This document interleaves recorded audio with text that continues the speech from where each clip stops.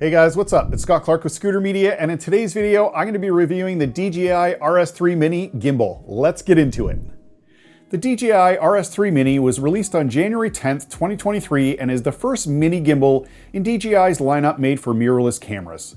And this little gimbal is packed with features in a super small form factor.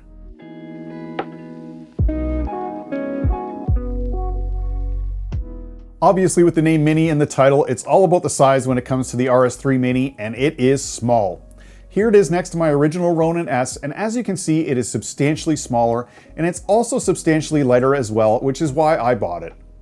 I've been using the original Ronin S since it came out, and sometimes get hired to be a gimbal operator for projects, and when that does happen, I am on the gimbal all day.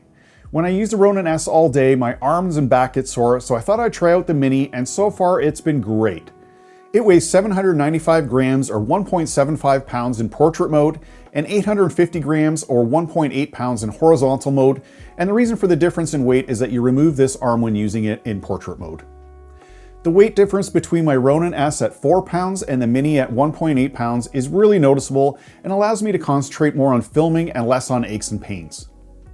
The build quality and design is great as almost everything is metal, and if you've ever used a DJI gimbal before, it does just feel like a smaller version of the larger gimbals. If you are new to gimbals, the RS3 Mini is a great starting point depending on the camera setup you are using. And while I've talked about how small it is, it still does have the capability of holding a 2 kilogram or 4.4 pound payload, which for the size is great. According to DJI, it is capable of flying a full frame camera and a 24 to 70 millimeter zoom lens. And I've been able to balance and use my full-frame Canon R6 with the EF 24 to 105mm lens, and that also includes the EF to RF adapter as well. Looking at the gimbal itself, starting at the bottom, there is the removable extended grip / tripod, and that does get screwed into a 1/4-20 mounting hole on the bottom of the gimbal, meaning the Mini 3 can be attached to tripods, extension poles, or anything with a 1/4-20 thread. The handle is also where the battery is, and it is not removable on the Mini, which means when the battery dies, you cannot just replace it and continue. It does need to be plugged in and charged before using it again. And charging takes approximately 2.5 hours, and the gimbal will operate for approximately 10 hours. The next thing we see on the back is the joystick, which allows you to move the camera around.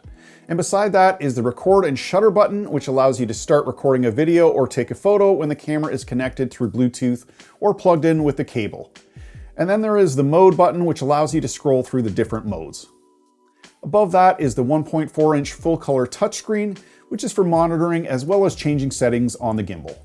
On the right side of the Mini is the power button as well as the USB-C port for charging. On the front of the gimbal is the trigger, which when pressed once and held will lock the camera in place. When pressed twice will recenter the gimbal, and when pressed 3 times will go into selfie mode. Above that is the dial / wheel that can be programmed to do different things like focus or zoom when connected via Bluetooth or the cable. On the left-hand side of the gimbal is the NATO expansion port, which allows you to connect something like a briefcase arm, monitor, microphone, etc. On the very top of the gimbal are the arms and motors for the 3 different axes, which work together to stabilize the camera, as well as the mounting plate to attach the camera. Overall, I've been extremely happy with the build quality and design of the RS3 Mini and love the small form factor.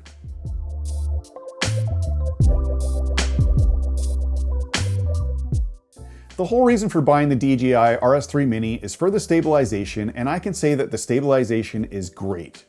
Even though this thing is small, it has the same stabilization as the larger gimbals and does an excellent job of stabilizing the footage.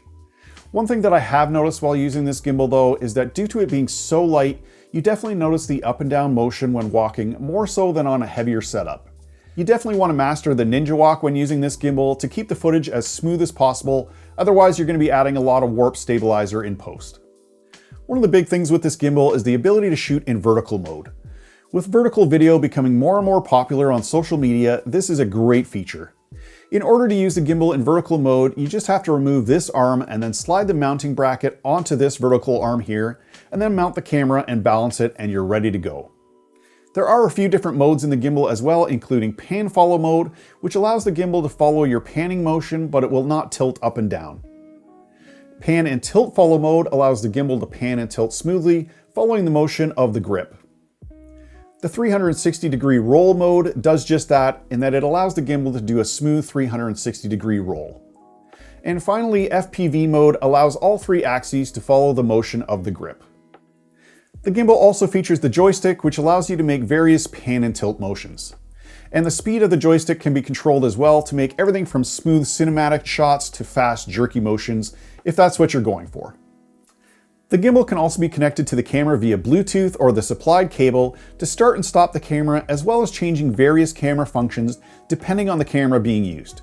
And there is a complete list of compatible cameras on the DJI website.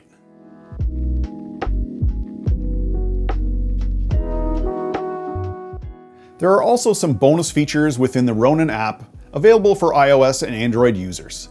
These include the virtual joystick, which allows complete joystick control over the gimbal from your phone. The app also features Force Mobile, which will move the gimbal in the same direction as you move your phone. You can also program panoramas, time lapses, and tracking shots within the app as well.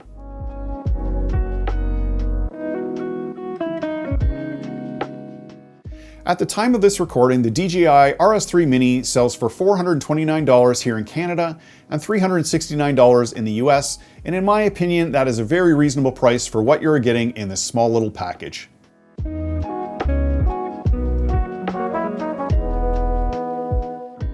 In summary, I cannot say enough good things about this tiny gimbal. The build quality is amazing, the stabilization is great, and it produces smooth cinematic footage. And it does all of that in the smallest and lightest form factor possible. If you're looking for a small travel gimbal or a more budget-friendly gimbal, the DJI RS3 Mini is the gimbal for you. If you guys found value in this video, please give it a thumbs up, and if you haven't already, please consider subscribing, as it really does make a difference, and I'd love to have you join me on this YouTube journey, and also make sure to hit that notification bell to stay up to date with everything coming out on this channel. If you've recently purchased the RS3 Mini and are new to balancing gimbals or are having trouble balancing it, I recently released a DJI RS3 Mini balancing tutorial that goes through how to balance a smaller APS-C camera setup, a larger full-frame setup, as well as how to balance the gimbal in vertical mode. If you are interested in checking that out, please click on the link right here. Thanks for watching today's video. I really do appreciate it, and I will see you in the next one.